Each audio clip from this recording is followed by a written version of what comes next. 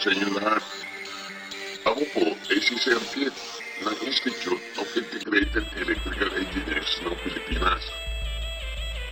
Layunin kong makitang ligtas ang lahat sa elektrisidad, lalong-lalo na sa mga tahanan na dapat sana ay maging ating pungad ng kaligayahan at kaligtasan.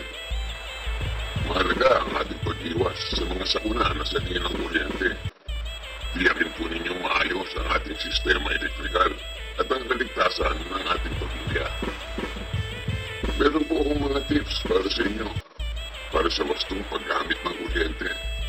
Kung meron pong mga bata sa bahay, gumamit po kayo ng mga saksakan o electrical sockets na may takip.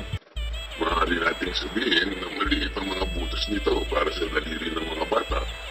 Subalit hindi po ito maliit para sa mga bagay na katulad ng mga mumo ng pagkain, maliliit na laruan, o kaya kubyertos o susi. May iwasan po natin ang pagkakakuryente ng mga bata kung gagamit tayo ng mga saksakang may takip.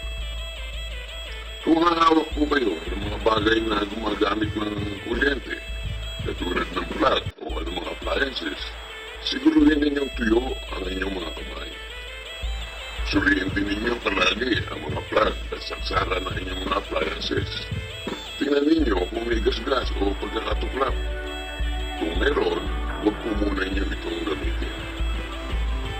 Madalas, naiiwan po natin ang mga charger ng cellphone, camera o laptop.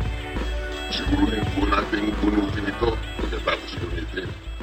Maaaring mag-init ang charger at makapasok o kaya naman ay pagmulan ng sunog. Gayon din, kung gagamit tayo ng extension cords, ay ayusin ninyong maigi. Huwag po ninyong hayaang nakakalat ito. Maaari po itong makatilapid at pagsimula ng sakuna o kaya ay pagsimula ng short circuit at makasira ng appliances. Marami pa po tayong mga tips para sa kaligtasan ng pamilya. Madalas ko po kayong dadalawin upang maisiguro ang kaligtasan ng inyong pamilya sa sakuna, sa kuryente. Seryosohin po ninyo ang mga tips na ito.